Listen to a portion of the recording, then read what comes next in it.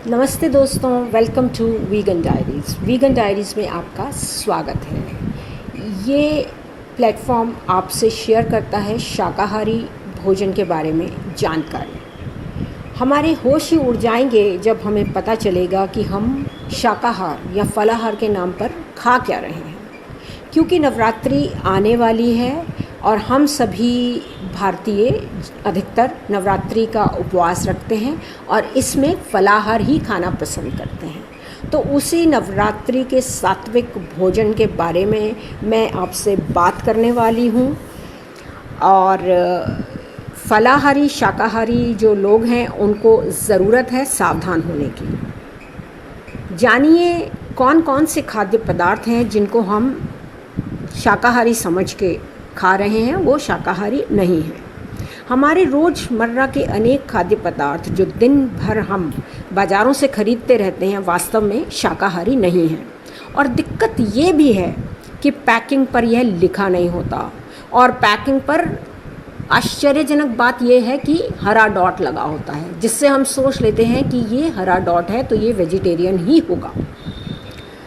क्योंकि मित्रों, नवरात्रि में यह आवश्यक हो जाता है कि आप सभी जो फलाहार का व्रत ले रहे हैं यह जान लें कि बाज़ार से जो चीज़ें हम खरीद रहे हैं उनमें से कौन सी चीज़ें हम नवरात्रि के टाइम पर अवॉइड करें, उनका हम सेवन ना करें।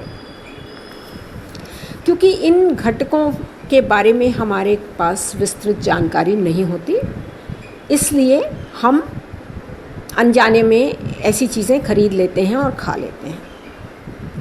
आज के युग में खाद्य पदार्थों पर अधिकतर जानकारी कोड नंबर्स में दी होते हैं। ये है इंटरनेशनल नंबरिंग सिस्टम या INS।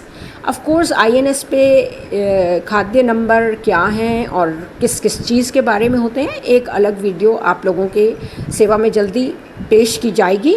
पर अभी क्योंकि नवरात्रि स्पेशल ये हमारी सीरीज़ शुरू हुई है, तो इसमें हम जल्दी से उन चीज़ों के बारे में बात करेंगे जो आप अवॉइड कर सकते हैं नवरात्रों के दौरान।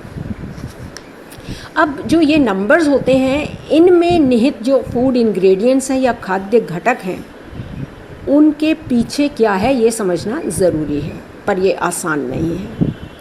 अधिकतर लोग ये सोचते हैं और समझते हैं कि मैं शाकाहारी हूँ और मैं फलाहारी ले रहा हूँ, जबकि वास्तव में ऐसा होता नहीं है।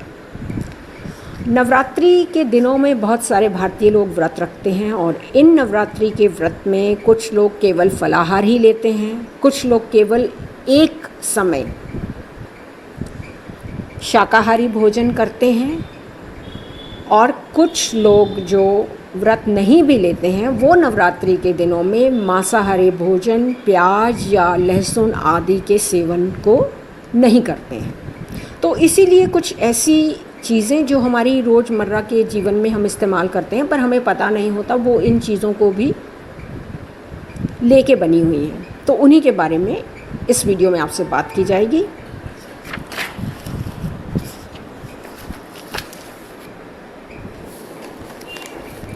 यह जानकारी दोस्तों आपसे इसलिए शेयर की जा रही है ताकि आपके भोजन की पवित्रता और सात्विकता, जिसकी कि आपकी मंशा होती है, वो बनी रह सके। कौन से ऐसे खाद्य पदार्थ हैं जिनके प्रयोग में आपको सावधानी बरतनी होगी, यह यहाँ पर जान लीजिए।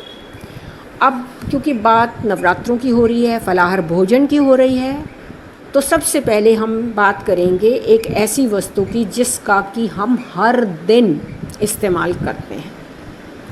तो यहाँ पर मैं आपको बता दूँ, ये बात है दूध की, और दूध की जब बात हम कर रहे हैं तो सबसे पहले हम बात करेंगे मिल्क पाउडर की, जिसका प्रयोग न केवल आज के डेट में मिष्टान और तरह तरह की मिठाइयाँ और डेज़र्ट्स बनाने में किया जाता है, अपितु आप हर जगह चाय या कॉफ़ी में भी इसी दूध का उपयोग पाते हैं। घर में, ऑफिस में वेंडिंग मशीन से, नुक्कड़ के चाय या कॉफ़ी वाले मशीन से, रेलवे प्लेटफॉर्म पर, बस स्टैंड पर, अर्थात हर जगह चाय या कॉफ़ी में आजकल इसे ही इस्तेमाल किया जाता है। इस का प्रयोग बेफिक्री से हम व्रत में भी कर लेते हैं कि यह तो दूध का ही पाउडर है।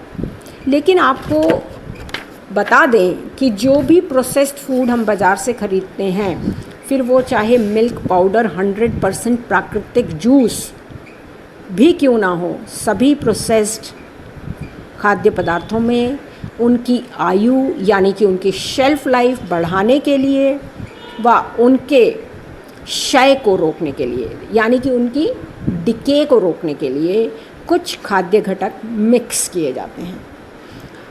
अब अगर मैं मिल्क पाउडर की बात करूं तो आप उसके पैकेट को अगर ध्यान से देखेंगे तो पाएंगे कि इसको समरस, एक रस बनाने के लिए कि सारा जो प्रोडक्ट है वो पूरा एक ही तरह का हो और ये लंबे समय यानी कि 12 महीने तक ठीक से चल सके, तो इसमें 2 इंग्रेडिएंट्स शामिल किए जाते हैं मिल्क सॉलिड्स के अलावा।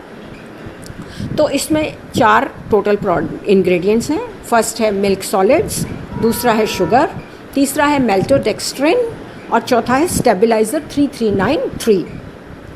मिल्क सॉलिड्स और शुगर तो आपको पता ही है ये क्या है। अब आपको बताते हैं कि मेल्टोडेक्स्ट्रिन और स्टेबलाइज़र 3393 क्या है। मेल्टोडेक्स्ट्रिन वैसे तो प्लांट बेस्ड स्टार्च ही है, लेकिन यह प्लांट बेस्ड जो स्टार्च है वो मक्का के दानों से बना हुआ है। और मक्का क्योंकि अन्न है और अनाज तो आप इस फलाहारी व्रत में लेना नहीं चाहते, चाहे वो नवरात्रि हो या एकादशी हो, तो आप नहीं खाना चाहते, इसलिए आप जान लीजिए कि ये मिल्क पाउडर बेस्ड कोई भी चीज़ अगर आप ले रहे हैं तो आप उसमें अन्न के अंश भी ले रहे हैं। और बहुत बार ऐसा भी होता है कि हम व्रत रखते हैं तो हम सिर्फ एक ही बार अन्न खाना चाहते हैं, इस तरह का हमारा संकल्प होता है। तो क्या बार बार चाय या कॉफ़ी के माध्यम से या किसी मिष्टान के अंश के रूप में आप अन्न लेना चाहेंगे, ये आप तय करें। मेरा काम है मैं आपको ये जानकारी दे दूं। शाकाहारी व्रत के समय इसका प्रयोग करें या ना करें, ये एक विचारणीय विषय है और जिस पे सिर्फ आप ही निर्णय ले सकते हैं। अब बात करते हैं स्टेबलाइज़र 3393 के बारे में। तो बता दें कि यह एक केमिकल है जिसका नाम है ट्राइसोडियम फॉस्फेट या TSP और जिसका काम है मिल्क पाउडर में एक रस्ता या समरसता बनाए रखना और उसकी एसिडिटी या क्षारीय लेवल को कंट्रोल करना। अगर आप शुद्ध और सात्विक फलाहारी व्रत रखना चाहते हैं तो आप मिल्क पाउडर या मिल्क पाउडर से बने चाय या कॉफ़ी का सेवन ना करें। इसके अलावा टेट्रा पैक मिल्क का भी इस्तेमाल ना करें, क्योंकि इस दूध की भी आयु बढ़ाने के लिए यानी कि शेल्फ लाइफ बढ़ाने के लिए कुछ दूसरे घटकों का प्रयोग, फूड इंग्रेडिएंट्स का प्रयोग हो सकता है। इसके अलावा बात करेंगे फ्लेवर्ड मिल्क की, जैसे chocolate flavoured milk, vanilla flavoured milk, केसर इलायची या कोई भी आप फलाहारी व्रत में प्रयोग ना करें, क्योंकि इसमें भी प्रिजर्वेटिव्स का भी प्रयोग होता है जो प्लांट बेस्ड हो सकते हैं और नहीं भी हो सकते, और इन्हें बनाने में भी इनकी समरसता के लिए यानी कि होमोजेनिटी के लिए स्टार्च का प्रयोग किया जा सकता है और वो स्टार्च प्लांट बेस्ड होता है। प्लांट बेस्ड में वो अन्न का बेस भी हो सकता है। रुकिए, अभी एक और महत्वपूर्ण जानकारी व्रत में दूध के बारे में दे दूँ, वो जो पैकेट मिल्क हम हर दिन बाज़ार से ख़रीदते हैं। दोस्तों, जो फुल क्रीम पैकेट मिल्क होता है तो उसमें गवर्नमेंट के ये मानक ये कंपनियों के लिए अनिवार्य कर देते हैं कि SNF का अमाउंट इतना परसेंटेज ज़रूर होना चाहिए, जो कि गाय या भैंस के दूध में उतना SNF प्राकृतिक रूप से नहीं होता। इसलिए वैधानिक नियमितताओं को ध्यान में रखकर उन कंपनियों को SNF कृत्रिम रूप से इसमें ऐड करना पड़ता है, और वो कृत्रिम जो SNF होता है जनरली केमिकल ही होता है। तो व्रत में जो भी आप मिल्क इत्यादि का सेवन कर रहे हैं उस पे आप इस जानकारी का इस्तेमाल कर सकते हैं। अगले वीडियो में मैं और कुछ इम्पॉर्टेंट जानकारी नवरात्रि के व्रत के लिए आपके लिए लेके आऊँगी। तब तक के लिए आप जुड़े रहें और हमारे चैनल्स को सब्सक्राइब करें ताकि आपको ये जानकारी सही वक्त पर मिल